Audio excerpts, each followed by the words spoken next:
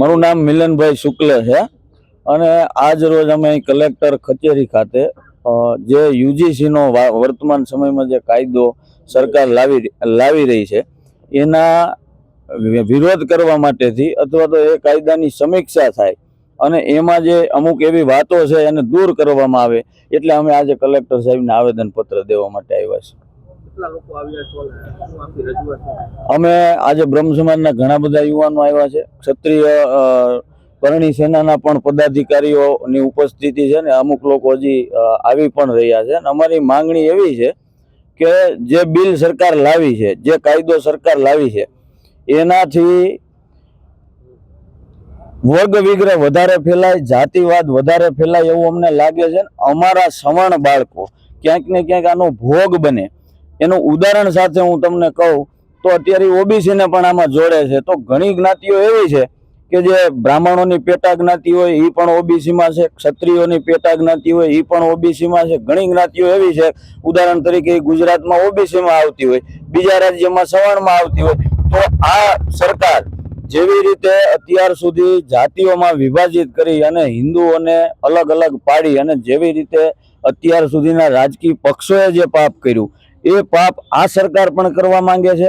અમને સમજાતું નથી કે ફક્ત ને ફક્ત સવર્ણોને આની કમિટીમાં ન રાખવા અથવા તો ફક્ત સવર્ણોને તે આમાંથી બાકાત રાખવા એ શું દર્શાવે છે? આપ બધા જાણો છો કે જેએનયુ જેવી યુનિવર્સિટીમાં દિલ્હીની બ્રાહ્મણ બનિયા ભારત છોડોના નારા લાગતા હોય, તિલક તલવાર તરાજુ ઇનકો જૂતે મારો ચાર। હવે આ લોકો શોષિત છે, કેવી રીતે આ લોકો શોષિત ગણાય?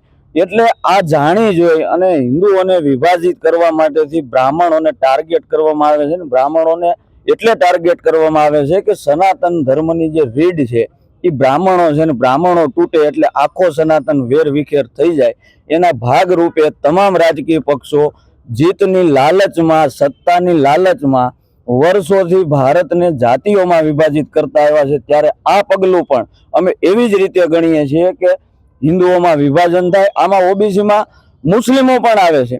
તો આ સરકાર કરવા શું માંગે છે મને સમજાતું નથી એટલે અમારો ચોક્કસથી વિરોધ છે। અમારી સ્પષ્ટ માંગણી છે કે કાયદો દરેક માટે સમાન હોવો જોઈએ। અને હું તમને કહું અમે કોઈ આરક્ષણનો વિરોધ ક્યારેય કર્યો જ નથી। હમણાં જ આપણે બધાએ જોયું કે 40% વાળા પણ ડોક્ટર બનશે છતાં પણ કોઈ બ્રાહ્મણ કે કોઈ ક્ષત્રિય કે કોઈ જૈન કે કોઈ સવર્ણ કાસ્ટનો લોકોએ આવી અને એનો વિરોધ કર્યો। અમને વિરોધ નથી કારણ કે અમે અમારી યોગ્યતા અને ક્ષમતા ઉપર કદાચ ગમે એટલું આરક્ષણ આપે તો પણ અમે શ્રેષ્ઠ છીએ અને શ્રેષ્ઠ જગ્યાએ પહોંચવા માટે અમારા બાળકો સક્ષમ છે। પરંતુ જ્યારે ન્યાયની વાત આવે તો આ લોકશાહી છે અને શાસન દ્વારા જો કોઈ અમારે બાળકોને પ્રતાડિત કરાય એ ક્યારેય સાંખી લેવાની વાત ન હોય। અલગ અલગ જગ્યાએ ખૂબ આનો વિરોધ થઈ રહ્યો છે। એક મેજિસ્ટ્રેટ કક્ષાના કાયદાના જાણકાર વ્યક્તિએ કાલે બરેલીમાં આના વિરુદ્ધમાં રાજીનામું પણ આપ્યું છે અને આ ઉત્તર પ્રદેશમાંથી ભાજપાના ઘણા પદાધિકારીઓએ પણ લખનૌમાંથી રાજીનામા આપ્યા છે।